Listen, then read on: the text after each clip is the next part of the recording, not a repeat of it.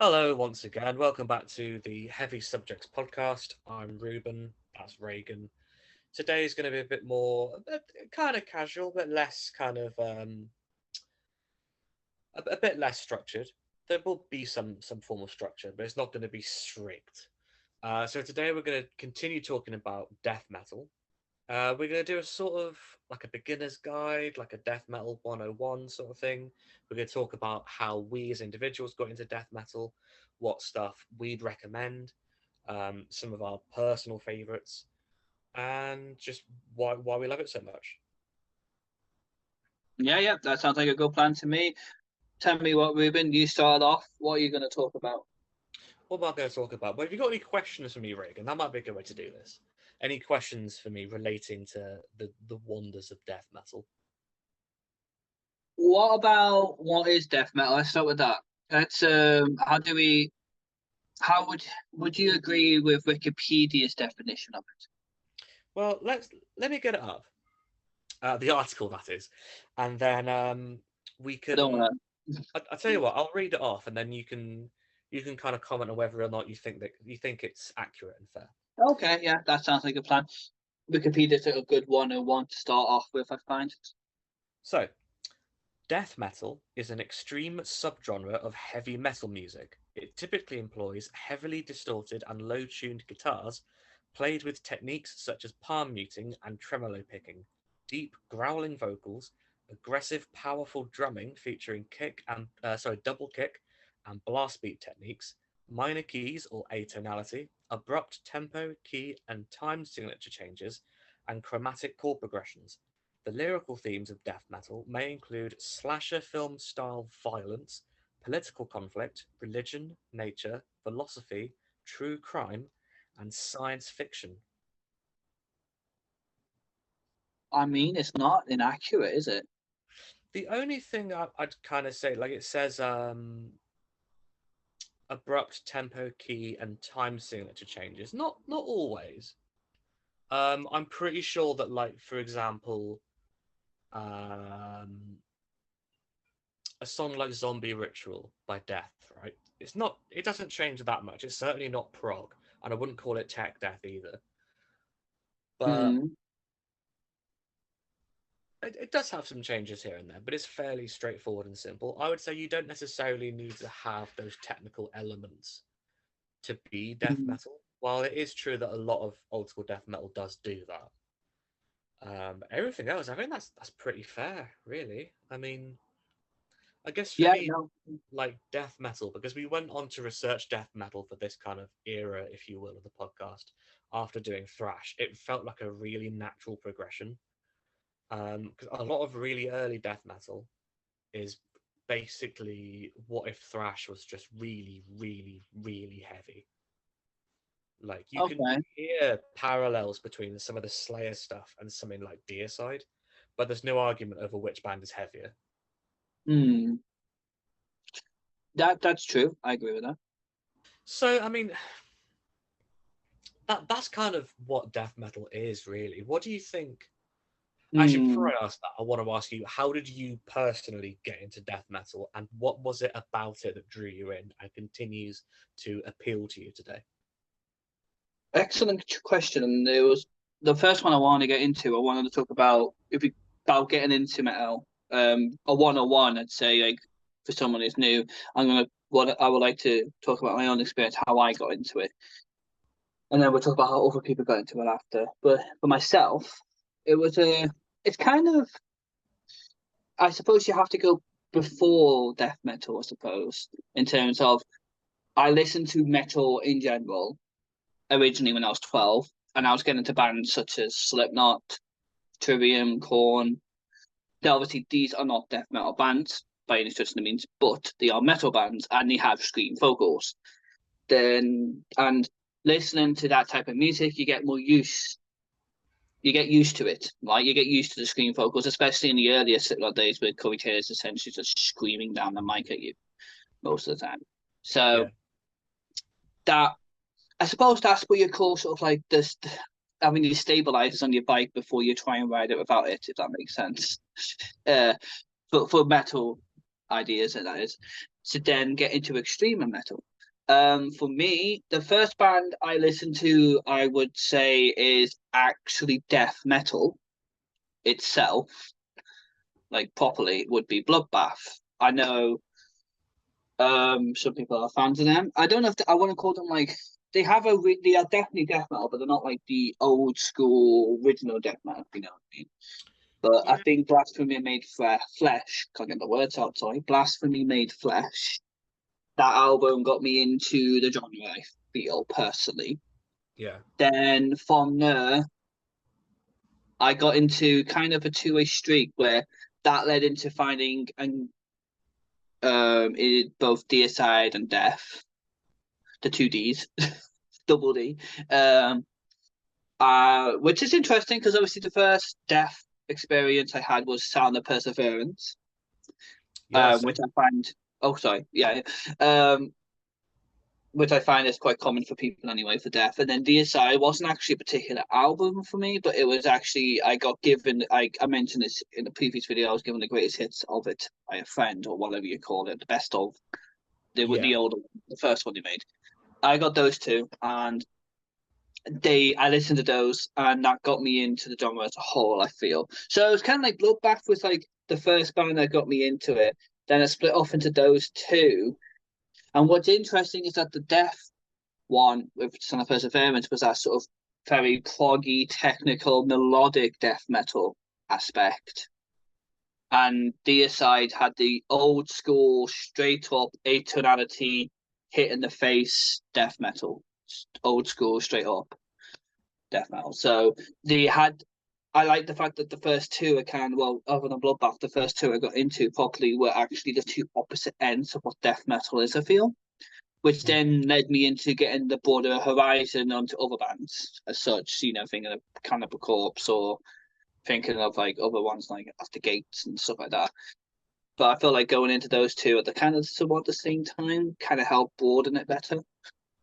That was my experience of first getting into it though. And then obviously DSI was actually the first death metal band I saw live as well, which oh, was a big experience. Yeah. So not the first band, but the first death metal band, as it's I would say. Technically, I saw In Flames before, okay. or I saw In Flames around about the same time, but they were playing mostly the alternative metal stuff because that's when they're having that alternative metal phase. So like, Sort of it didn't like feel like like proper post. death metal. Oh, sorry. So Yeah, go was on. that like sort of like post Jester Race material, like the newer stuff, basically? Yeah, yeah, they didn't really play much of the older melodic death stuff. They play more of the modern stuff, to be honest. At the time, anyway. Um, So for me, though, DSI was the first proper death metal band. I feel like for me personally. Um, so that was big, obviously. So I feel like that, and then it kind of just went from there. Really, it kind of just went into the spider diagram. So that's my personal experience. What about yours, Ruben?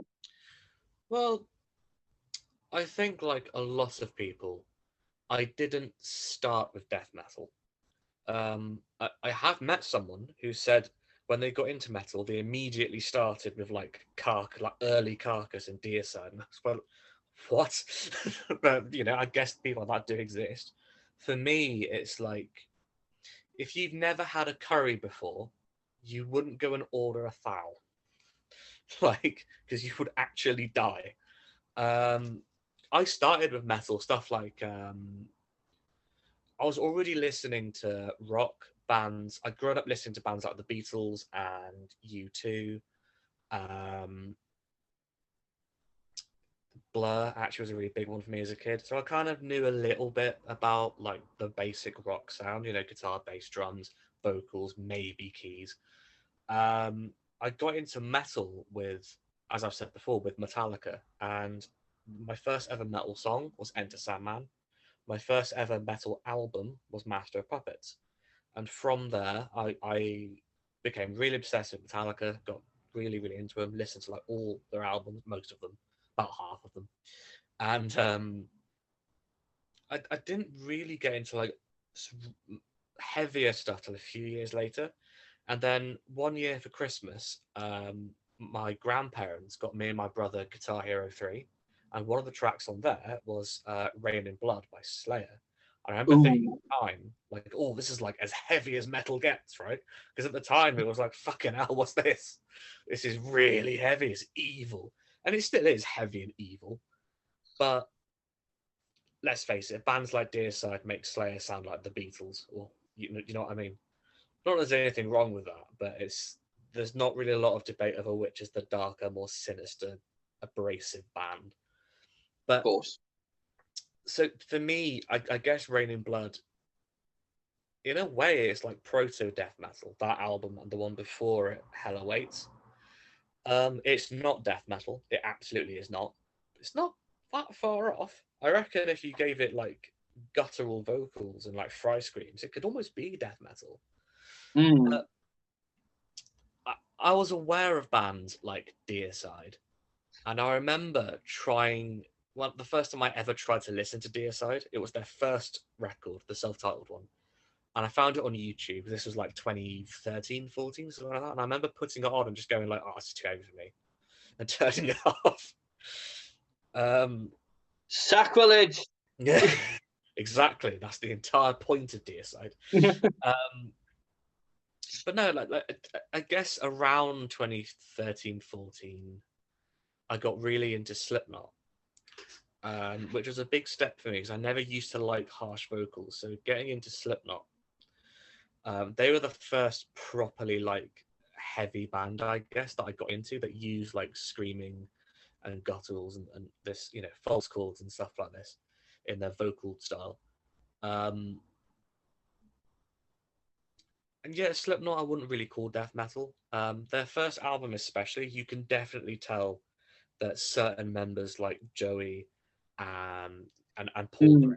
were very, very inspired by that death metal stuff. Actually, Um, can you hold a note there quickly? Just a little trivia on the best of or whatever. The first one I had of Deicide. That you mentioned Joey Jordison about it. He actually, I remember I was reading the leaflet, so every time I used to listen to the album, read the leaflet of the lyrics or whatever, that type of thing. And on inside, actually had a whole sort of what you call like interview or a whole paragraph of Joey Jordison's comments oh on the yeah, band and how he got into the band and how it influenced him and how he used to work at the gas was there a gas station or something and then he would yeah, always pop on while working and that yeah, inspired him to be in a metal band. So I thought that was really cool. I was linked there. Obviously, I'll go back to you anyway. I don't want to interrupt too much, but I just wanted to point that out. I thought that was really cool. No, that is cool. I'd heard that he wrote the some of the liner notes to that best of collection. I haven't read it. I need to find it. I'll probably find it online or something and have a look at it because that is really cool. I know he used to work. I know he used to work at the gas station garage if you're in the UK. He did the night shift, I believe, so that he could put on Deicide. Yeah, so I some, think. yeah, it was a night shift, which was the best time to listen to it, really. Oh yeah, yeah. Um, but yeah, like so, Slipknot were kind of the first, I guess, extreme band I got into, and they're responsible for me feeling more confident and comfortable exploring other extreme bands. And from there, really, that's where my kind of quest to keep finding heavier stuff comes from. I went for Mm. like a deathcore phase for a bit. I got really into Whitechapel. Um, but I guess my first proper death metal album would have been The Sound of Perseverance, the Final Death album, and it still is one of my favorites. It's slowly becoming maybe not quite my favorite death album because I love Symbolic as well. Um, but that was like a start for me. I got into Opeth around that sort of time as well, which is more like progressive death metal, their early stuff. And to be honest, but getting properly into death metal very recently is when I've really kind of explored it when we were researching for these episodes we're doing now on the subgenre. And as you well know, Reagan, Deicide are now one of my favorite ever bands, and I Mm-hmm. Yes. love death. I appreciate Cannibal Corpse, but I'm not always in the mood to listen to them because their lyrics really are very, and the song titles and the artwork is very, very like try hard, like trying to be disgusting. I think they have some amazing songs, and Tomb of the Mutilated is one of the best death metal albums of all time, I'd say. Um, Yeah, definitely. but yeah, Carcass are amazing as well. They're kind of I. It's weird because I don't think they've ever really been an old school death metal band because they started kind of gore grind and then moved on gradually to like melodic death metal. Hmm. Yet they're considered one of the most important bands in extreme metal. So, and you know, for good reason. Yeah, yeah, for sure.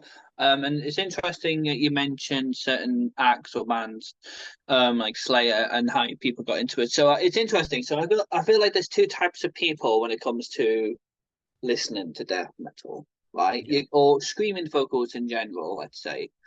But death metal is known for its vocals.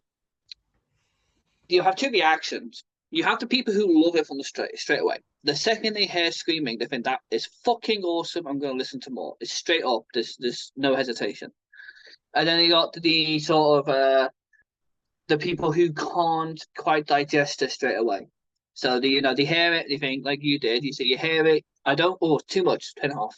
That's it. This is straight up like Yeah. I can't tolerate it.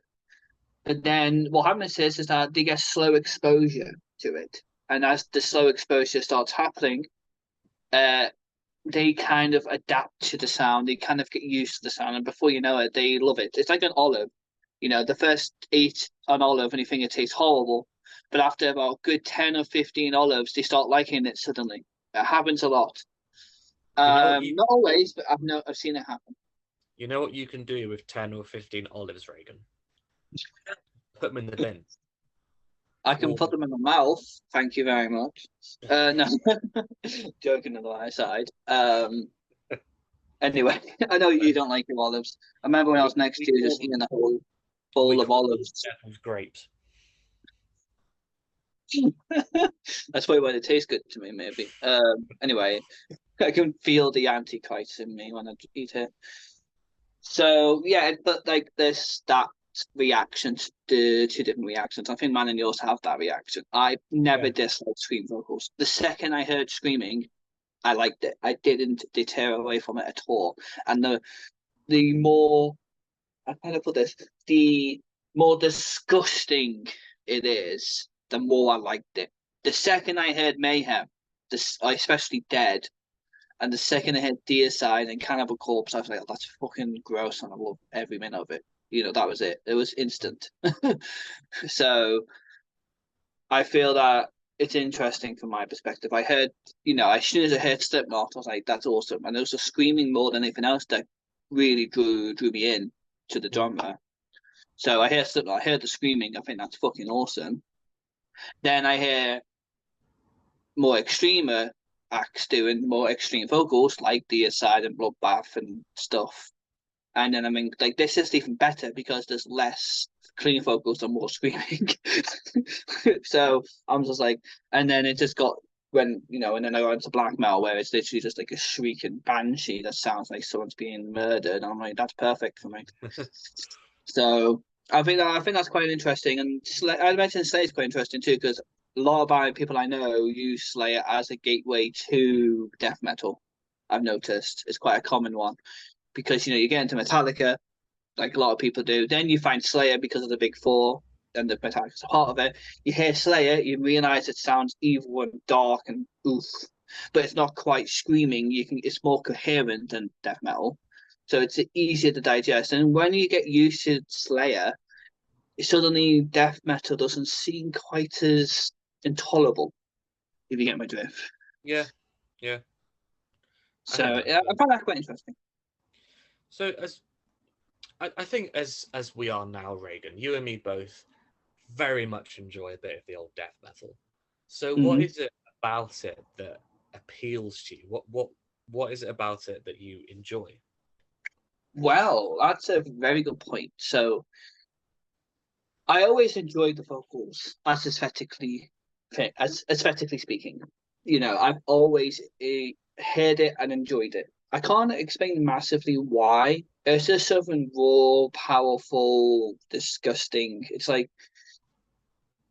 it makes you it provokes an emotion that no other genre or no other style of music can really bring out in me that screaming does. Something about that cathartic scream, it just captures that emotion perfectly for me, and I've kind of grabbed onto that as a result. That's the best way I can describe it. That's the part that really got me into it. And obviously, being a guitarist and musician, I can also appreciate musicality. So, like, if I hear something like Def, like or Chuck, like or Gene or something on the drums or guitar, and I can Mm. hear some insanely good stuff, like technically speaking, I can also really appreciate that and enjoy that a lot as well.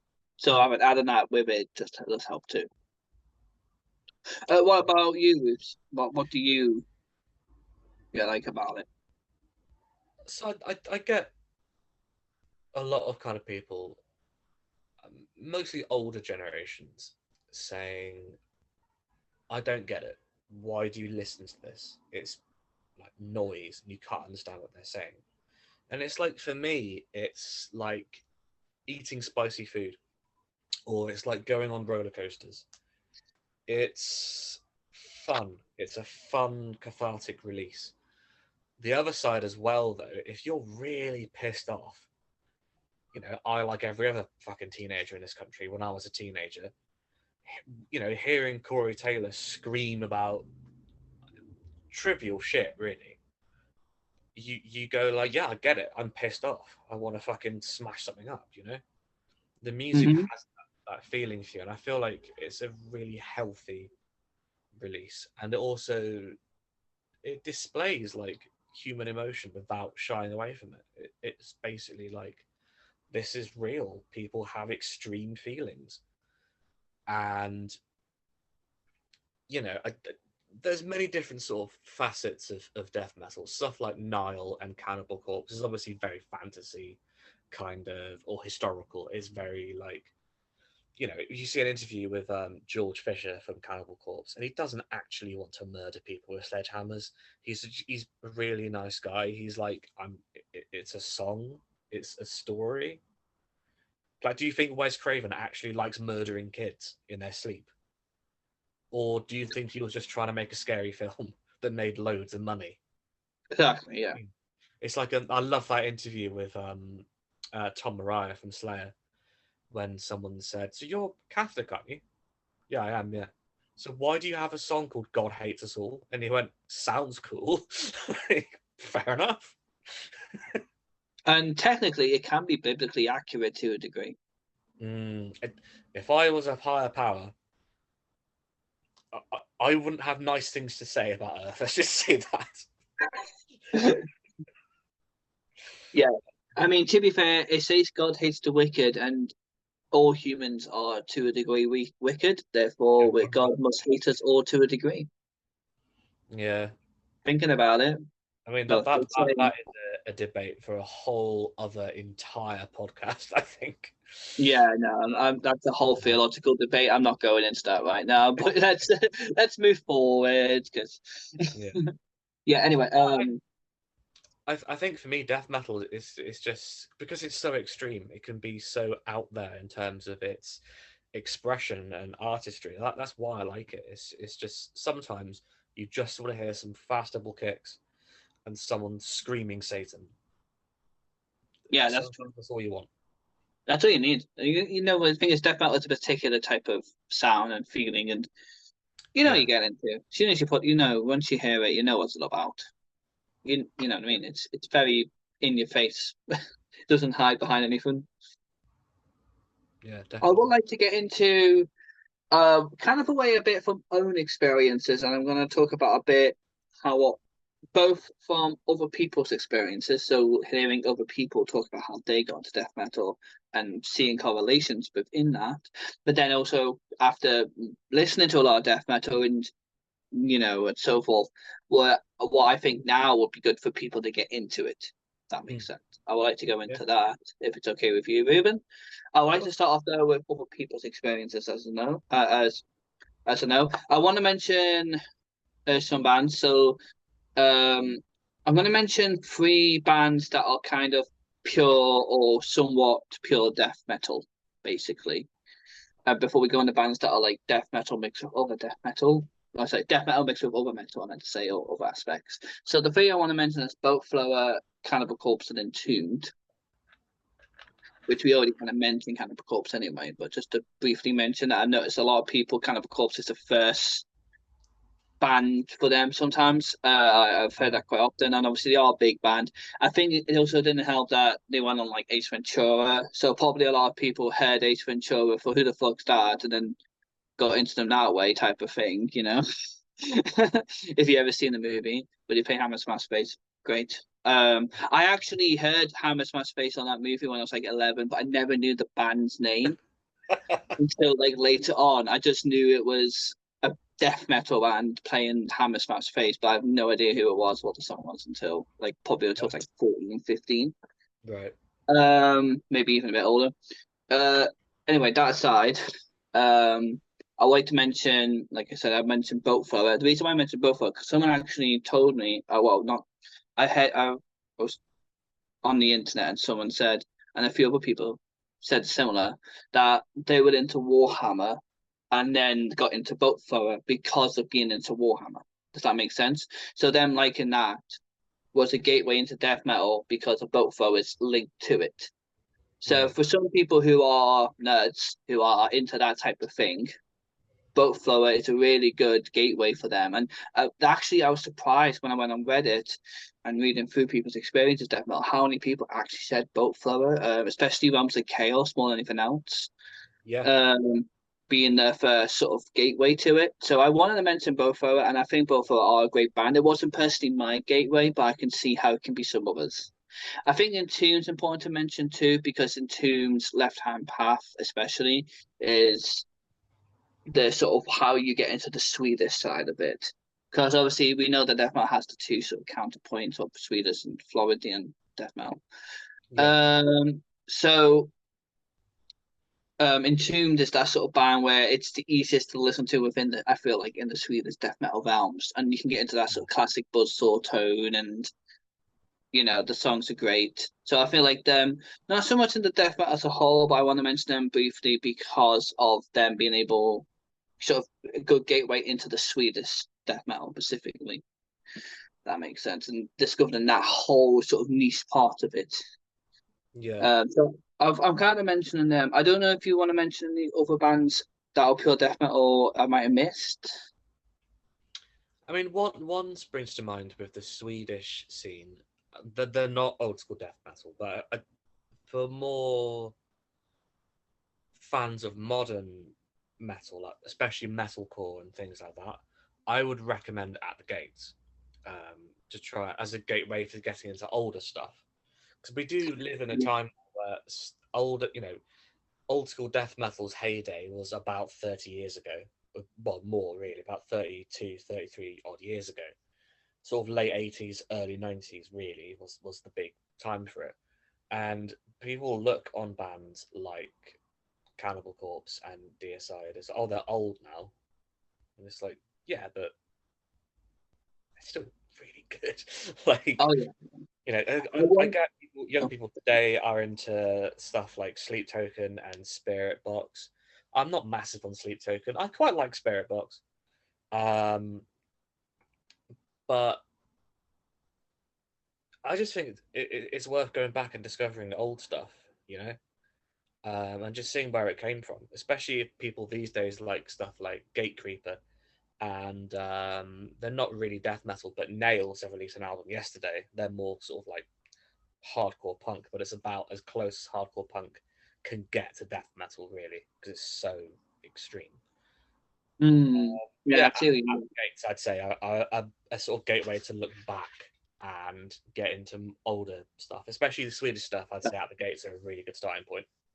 Well, it's great because I was going to mention Anti Gates, but I was going to mention that and the non-pure death metal bands I get into to use to Yeah, get into death metal. Um, and the first one to mention Bush. probably is At the Gates because they are part of the Swedish death metal Yeah, melodic scene, and not the original death metal Swedish one. the album obviously would be Slaughter of the Soul. That's like their big album. Yes. Yeah. Well, what's great about At the Gates is that it's really good for anyone into modern metalcore. So, At the Gates is that sort of really weird sort of in between where it's death metal and metalcore. It's not really metalcore, but it's that in between where it's just got the right amount of melodicness to be appealing to a metalcore fan, but Yeah. the right amount of heaviness to still be in the realms of death metal, especially original death metal. And because of the tone still being there from the original death metal Swedish scene, it's easy to get into those bands. So if you get into soul and enjoy it, then suddenly you'd be finding yourself listening to Entombed and so forth, right? Yeah. So At the Gate is actually a really good band for some people, I think, especially metalcore lovers. Don't say At the Gate is metalcore, but you can kind of really see how At the Gate influenced it, if you get my drift. Oh yeah, massively. Yeah. So I would like that's a really good mention. I really like that. Also, I want to mention another band called Children of Bodom, a Finnish band. You Of probably heard of course, them. yeah. Yeah. Yes, and specifically, "Are You Dead Yet?" The album also slash the song. But it's a really, it's a lot. It's a big song. It's a in death metal It's terms, it's a it's good huge. song. Yeah. It's a really good song. Great album too. "Are You Dead Yet?" Mm. It's a great album. Um, I'm not going to tell you how hard it is to fucking play that song on guitar. No joke. It took me like 3, 4 weeks to learn that bastard song. But Oof. anyway, that aside, it's a great album, and also I've actually met a lot of people who, in person or just on the internet, who actually got into death metal thanks to Children. Yes, you can easily say that Children build up off extremely melodic for the death metal band. Like they're much more on the melodic side, even more than Gat the Gator. Really, they're borderlining into basically Iron Maiden, but with blast beats and screams, basically, if you want to call it that. But which is great, and I love Children of Bodom. But it's also the case of for a lot of people, by listening to Children of Bodom, that actually allowed them to get into death metal because of the death metal vocals and somewhat certain death metal elements being in there. It allowed them to get into feather band like At the Gates, then feather bands into it's like Cannibal Corpse or Deicide, whatever. So Yeah. I've actually met a lot of people, surprisingly, a lot of people in my time who Children of Bodom was a really good gateway for them, personally. I know there's Yeah. one band Fair. that you want to mention as well that's kind of got that similar elements to it. What band was that, Regan? The one that you've been trying to mention for a long time. Opeth. Oh, Opeth, of course. Oh, yeah, of course. Yeah, yeah, yeah, yeah. I guess for them, it's more like they're definitely more on the progressive side than the melodic side, but especially in their early stuff, like those first two albums, Orchid and Morning Rise. There is so much melody in those albums. It's so melodic, I guess. I mean, yeah, before they kind of went to using like a lot of pedal tones and octave chords and stuff like that. Mm. The first two records are very much twin guitar harmony based, very similar to like I guess Iron Maiden in a way. Mm. Um, they changed their sound after the second album because Michael Ackerfeld said that he was just fucking sick of it, and Yeah, apparently he's admitted he hasn't listened to that album in its entirety since it came out because he's just like it just goes on forever. beautiful. They're not. I like those two early albums. They're not my favorite ones. I They're enjoy good. them. Yeah, there's some good stuff on there. I guess for someone who is into like prog rock and that, and they want to listen to some more metal, I'd recommend Opeth straight away because while yes they do have some less palatable elements like screaming and double kick, they have one song where there's clean vocals over blast beats, which sounds weird when you say it. When you listen to it, it sounds amazing. That's the song "The Lotus Eater" from the Watershed album, which is a really good album by the way. Yeah, yeah. But for every bit with this Michael's just going like, "Wah." There's other parts where he has this really sweet, like bittersweet, angelic voice. Especially if you listen to albums like Blackwater Park and Deliverance and Damnation, where you have Stephen Wilson doing a lot of backing vocals as well from Porcupine Tree. Hmm. Yeah, yeah, that's fair. Yeah, I know you've been wanting to talk about Opeth for a while, I'm so I'm going. always ready to talk about Opeth. But it's also like you mentioned, it is a great band. It wasn't personally a band that obviously I listened to get into death metal, but I Mm, know you and a few people mentioned about that, and I thought that's interesting. Obviously, I didn't get to Opeth until a bit later in my time. yeah, But listening to them, let's say late teens, early 20s, when I first heard Opeth. Um, I really enjoyed it. It was a bit, it was, I was a bit like off put by the length of the songs initially, but I thought, don't be a pussy and just listen to it. So I yeah, just yeah. did.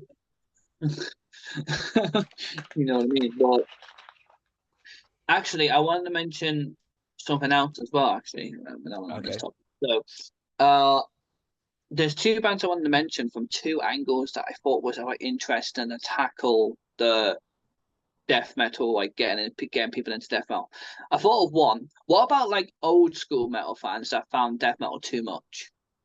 Like, Hmm. let's say you're Okay. into Black Sabbath or Candlemass or I don't know, Metallica, that type of thing. But you found Deicide and Cannibal Corpse just too much, right? I It I would say for people like that, if you're into Metallica, the next step would probably be Slayer, and yes. then from if you can get into Slayer, and the really important thing to say though isn't are you just trying to sort of have like a medal, like I listen to the heaviest band, or do you genuinely enjoy it? Because if you start listening to Slayer and you don't enjoy it while you're listening to it, it's okay not to like something. But Oh, God, yeah. if you do start enjoying Slayer, then I'd say, okay, maybe try Possessed with their album Seven Churches. Oh, you like that? That's when I would say, okay, Scream Bloody Gore, just all the Death albums, the first three Deicide records, maybe the first three Cannibal Corpse records, and just see, how you're kind of getting on with it, I guess. Yes. Well, I agree with that. I actually I found a band, um, a really good band. We didn't mention them in the death metal video, but I thought it'd be interesting to mention them now. They're called Hooded Menace. Don't know if you know them. I've not heard of them, no. They're, they're actually a death doom band.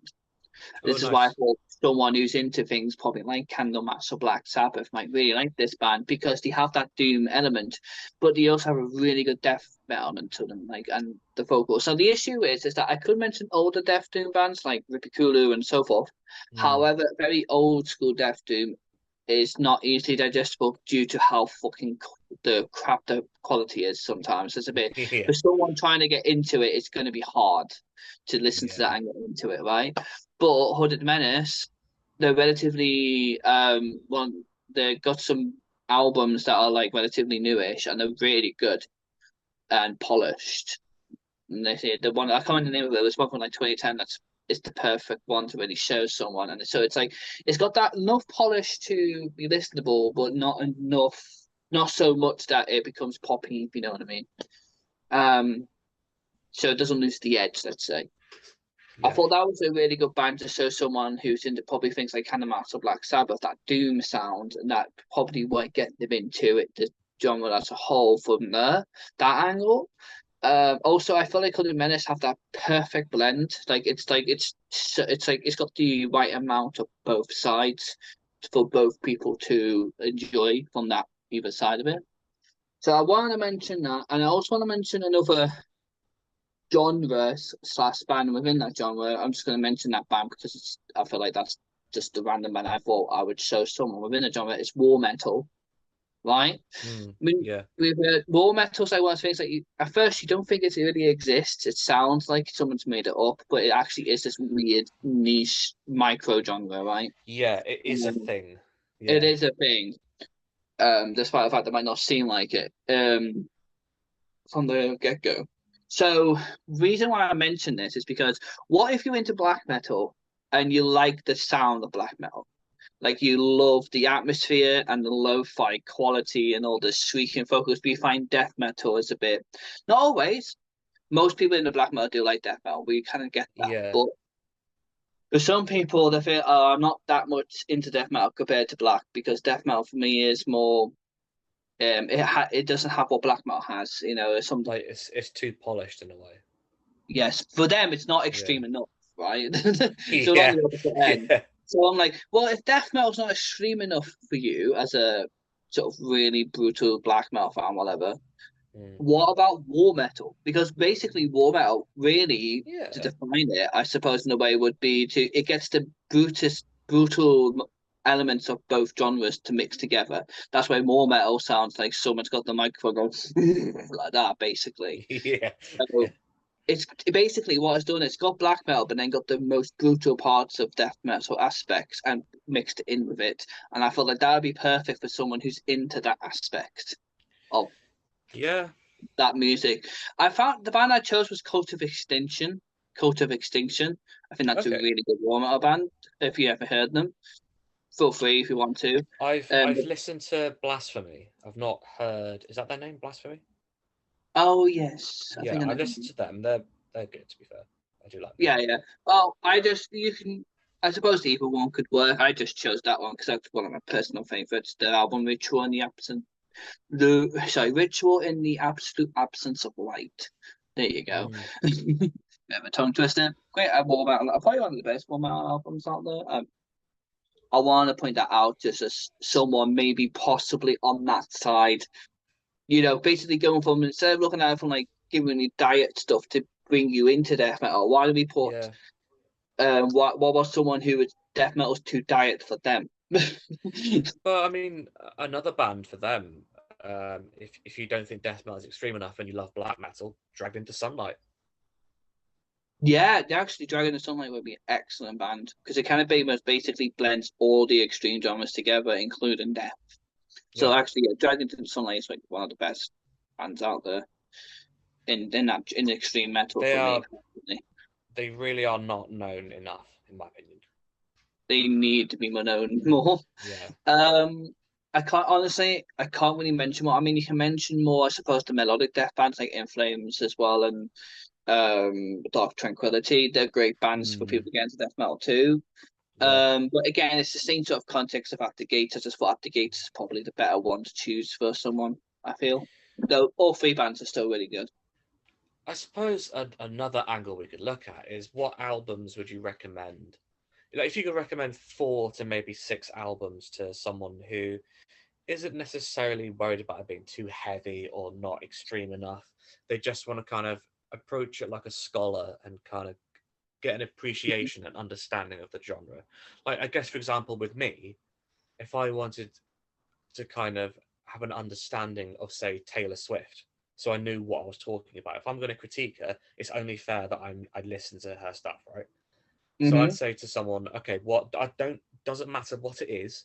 What are like 3, 4, 5, 6 albums of hers that are like important? What are her biggest ones that are the most artistically meritable, I suppose?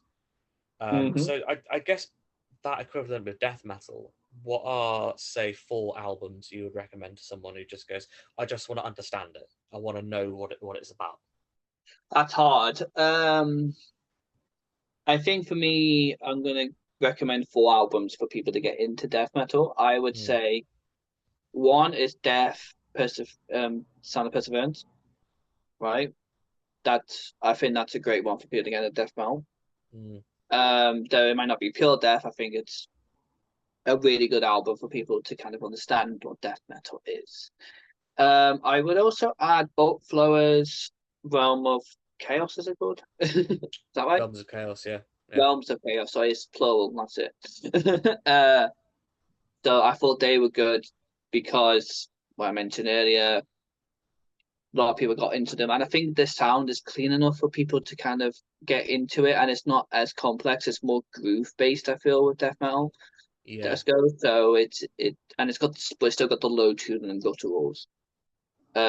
So I'm gonna go for that one. I think Children of Bodom's Oh You're Dead, yeah, I'm gonna put on there. Put on the basis that it's really good as a sort of gateway. I think it's probably the best gateway I can think of, honestly, that isn't pure death metal, Yeah. really.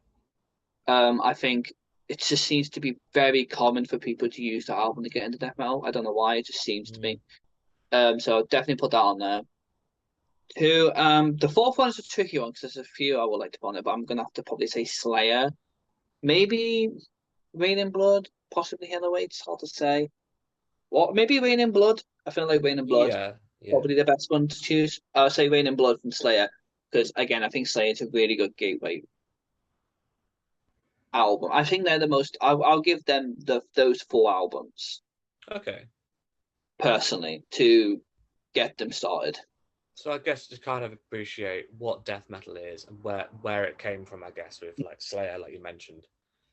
I Um, suppose it depends on what they're looking for too. If they're looking for something heavier, purposely, like if they're not, well, if they're like, I want to find what's the heaviest things you can show me, I'll probably give them a different list. But if they're like, I want to listen to death metal, but I'm not sure, I'm not that into it, and I'm struggling to really understand it.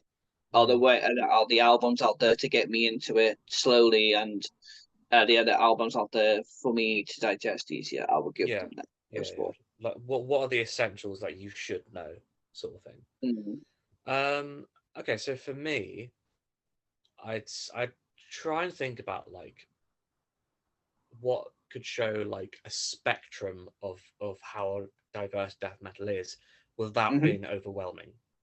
So I wouldn't put Opeth on there because that is like at the far end of like this is it's death metal, but it is they're really clawing at the box they're in.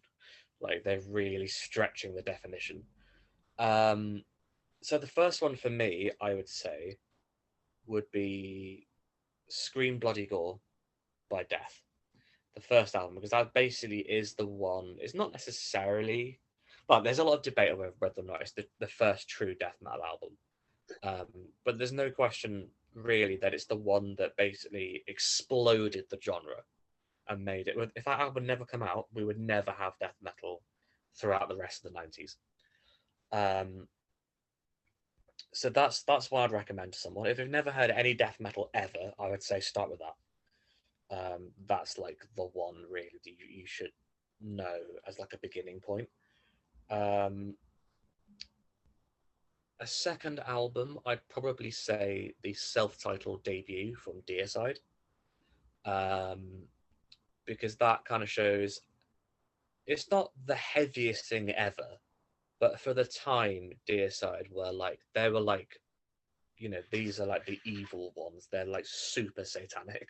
They're very I mean, I'd argue that they're less satanic and more just blatantly anti-Christian, like Glenn Benson in general. He doesn't really talk a lot about worshipping Satan in any of the songs.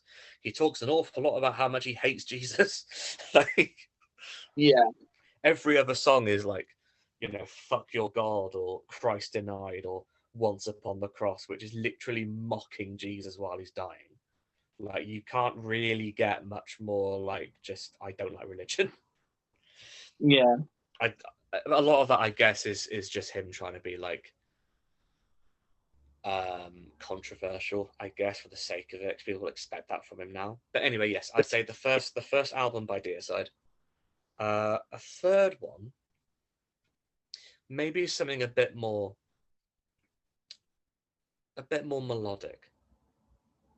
It probably would be Slaughter of the Soul by At the Gates, to be fair, because that kind of shows it's still death metal, but it's a bit more of a,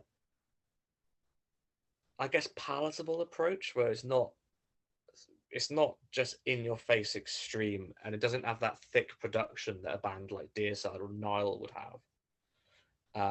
It's still really heavy, but it's there's a lot of melody to latch on to. It's like, okay, I can understand it now. You can kind of get that death metal doesn't have to be really dirty and raw. It can be very melodic and beautiful as well.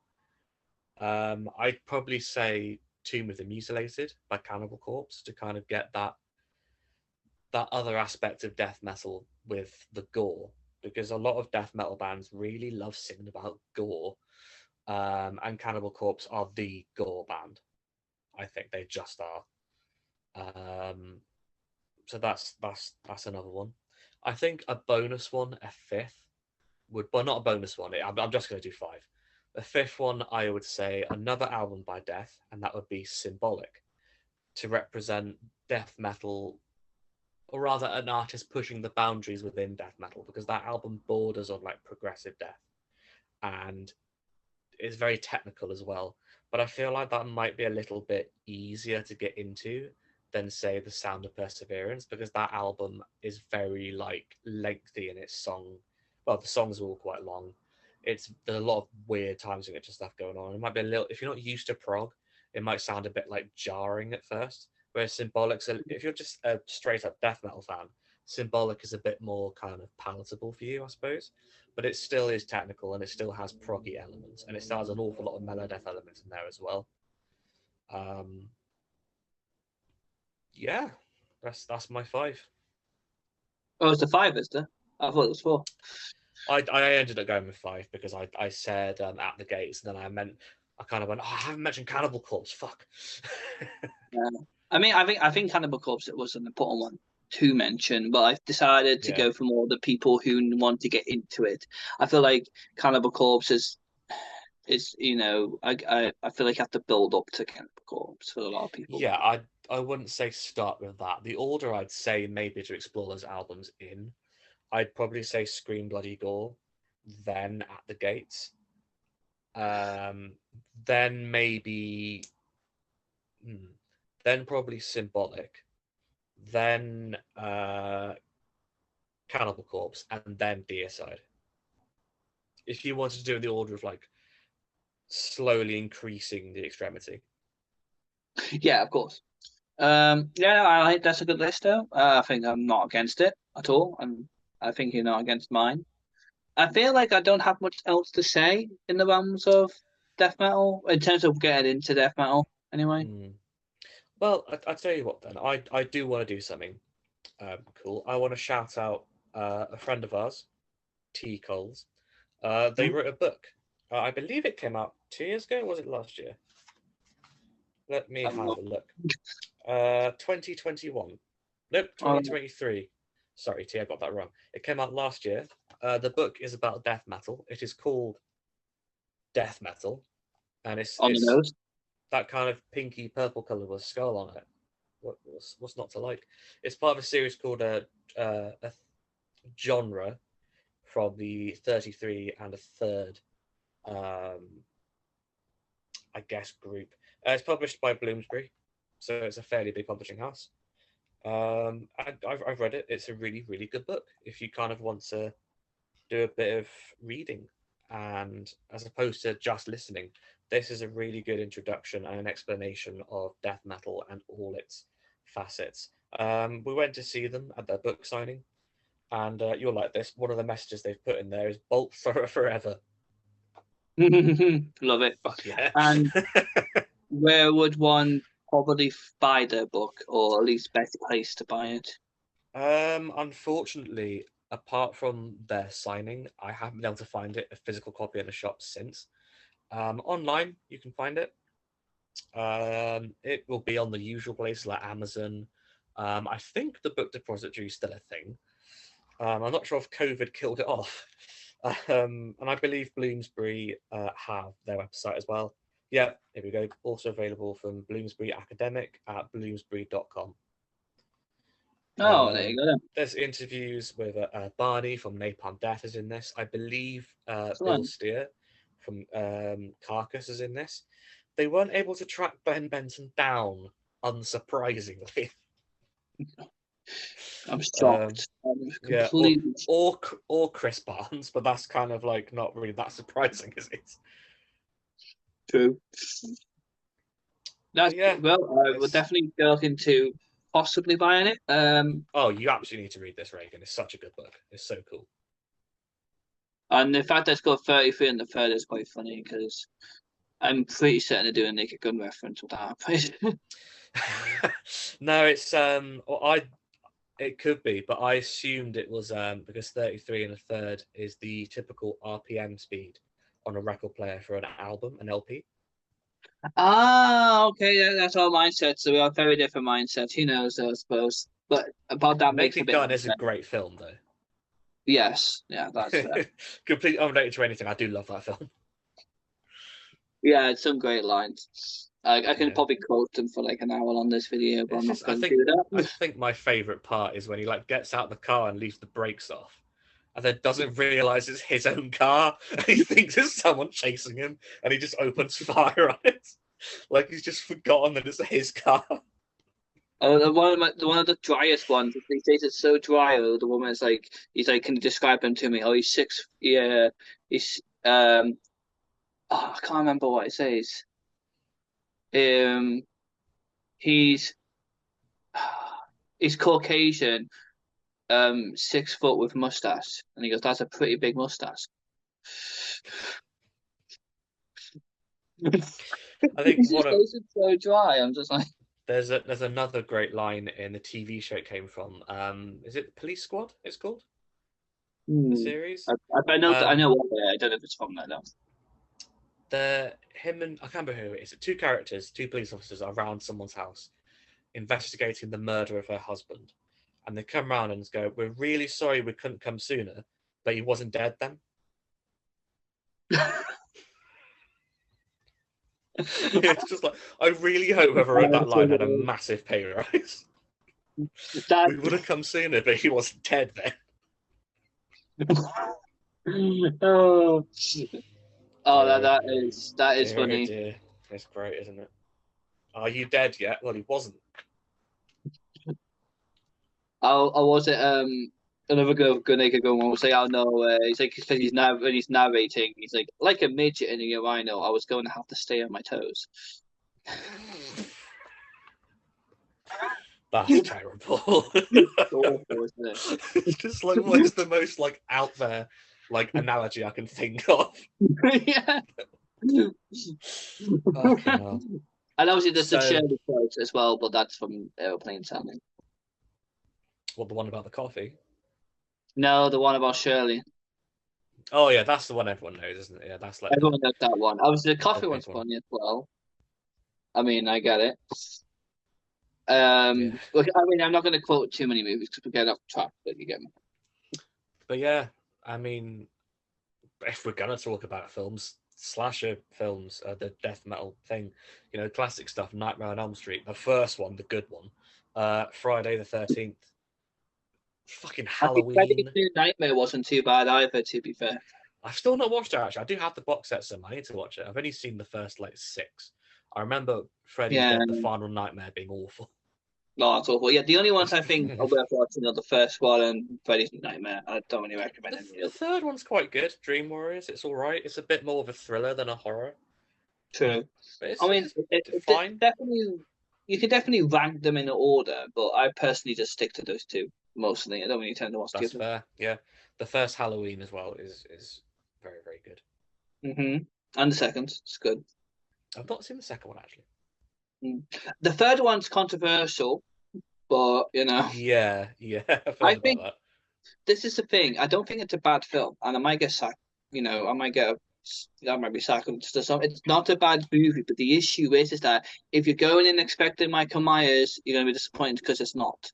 I think if it was a standalone horror movie with a different title, it would be fine. It's not a bad Mm, film. I just think people expect something else out of nowhere. It's nothing to do with Michael Myers.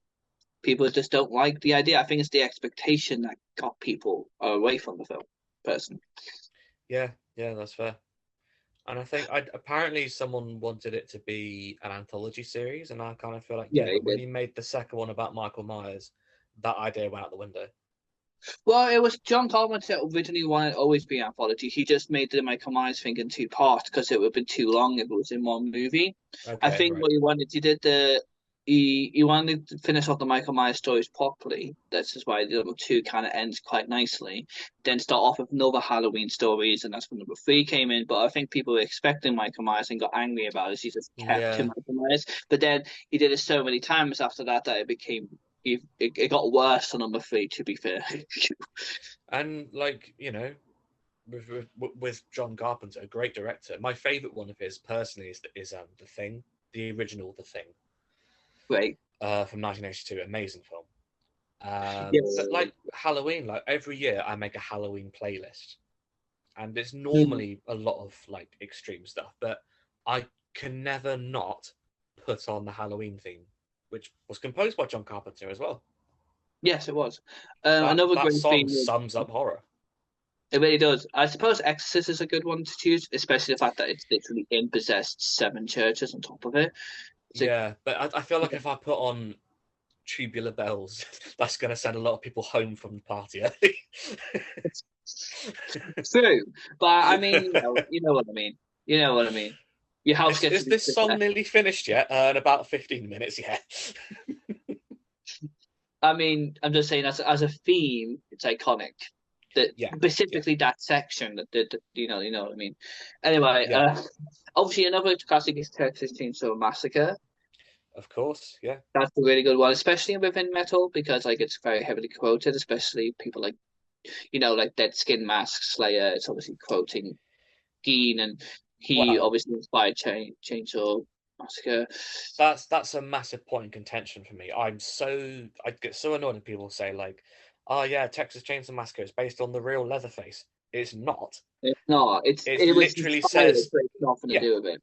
it says based on a true story for the fact that it would get people talking about it.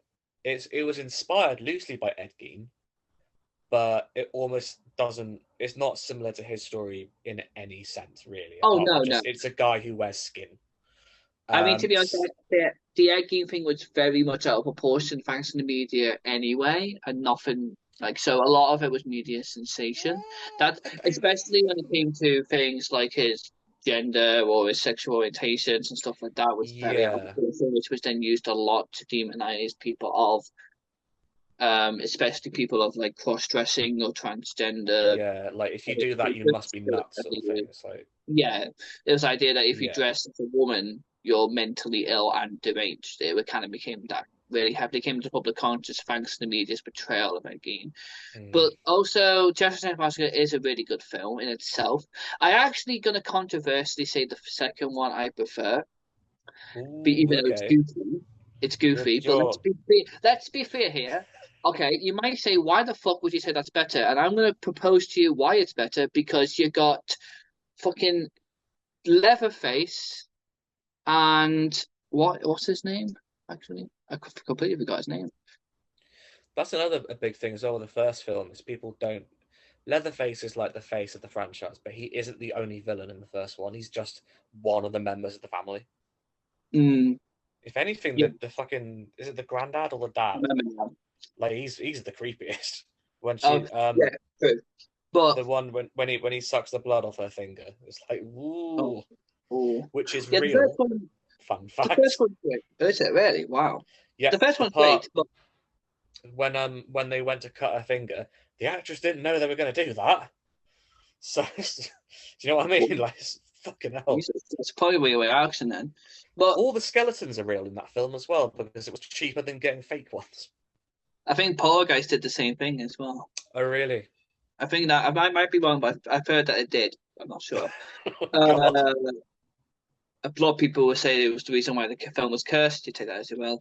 But I want to mention why number two is better, and I forgot his name. I remember it now. My brain's really crap today, everyone. I'm so sorry.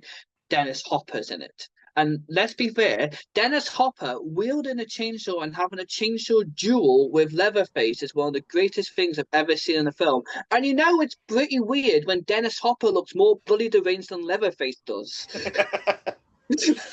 He looks like More more films. insane than Leatherface. I feel more Yeah, frightened for him. more films need chainsaw fighting. I think there should Yeah, be a a whole chainsaw thing. duel of Dennis Hopper and Leatherface is just that was like, yeah, this film's sold to me now. The rest of it's pretty fucking stupid, but that part, wow, did not expect that. I mean, another really obvious one I've literally just thought of, Dead by Dawn by Deicide, is literally based on Evil Dead. Oh yeah, yeah, yeah. Well, So it's a big there you film go. then. And the Is it second even called film is called Dead Dawn by of the Dawn. Dead? Isn't it Dawn of the Dead? Which one? No, it isn't Dead by Dawn based on Dawn of the Dead, not Evil Dead. Oh, The my song? No, the yeah. song Dead by Dawn is based on Evil Dead because it talks about like the Necronomicon and things like that. Uh, Oh, okay, Dawn of yeah. the I Dead thought It's a Romero film, isn't it? It's the second Living Dead film set in the mall, right? Oh, okay. Yeah, no, that's cool. Well, while we're there, Night of the Living Dead, one of the best horror films ever made. The original. Mm, Fucking yeah, love that definitely. film.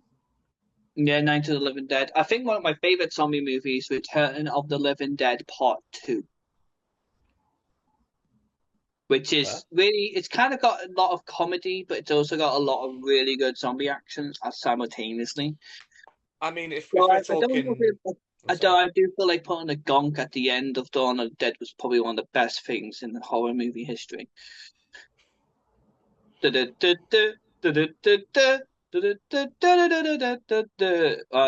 all the zombies are just ripping everyone apart and getting into the mall. I'm just like, who thinks of that? I mean, if we're going to talk zombie comedies, we all know there's really one film that it needs to be talked about. Oh yeah, of course, obviously it's. Zombieland. Cool. No, Oh no, god, I was gonna it's say for Shaun of the this. Dead, obviously. Shaun of the Dead, one of the greatest films in general ever. Yeah, to be fair, actually, Shaun of the Dead is probably the best next to Return of the Dead Part Two. They're my favorite two. I will reiterate, they're my favorite two. Yeah. Mm. So I mean, I yeah, do like like the original 1968, 9/11 Dead too, obviously. yeah, love that film. I guess like death metal and horror go hand in hand really well for obvious reasons. You definitely find a lot of crossover. There's a guy I know in Bristol who is a huge metal fan, and he's also like a mega horror nerd. Like he'll literally search out the most obscure, crappy horror from the 80s that never went anywhere, and he's like, I fucking love it. Just the shitter the better. Oh, I bloody love Howling too. My sister's a werewolf. So With yeah, Christopher I Lee, of mean, course. is there much else to really kind of talk about? No, I don't. Honestly, I'm spent at this point. I feel. Well, okay, cool. So we hope that this has been somewhat educational and entertaining. Edutaining.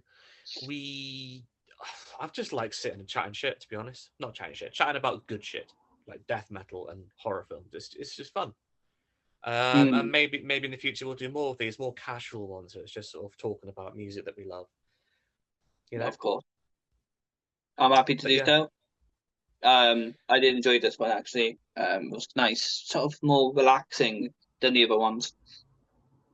yeah, for sure. So he's been Reagan. Sorry, I've been Ruben. Go Wait, buy the what? book Death Metal by T. Coles on Bloomsbury Academic. Go I listen to found some them death on metal. Amazon too as well, just to put Mm, out for 15 quid, so not bad. it's a good price. It's well worth the money. So yeah, I guess that's it. Thanks for listening or watching. If you have done so, we do appreciate we appreciate your custom. Mm. Thank you. Come again. And I guess that's the end. See you next time.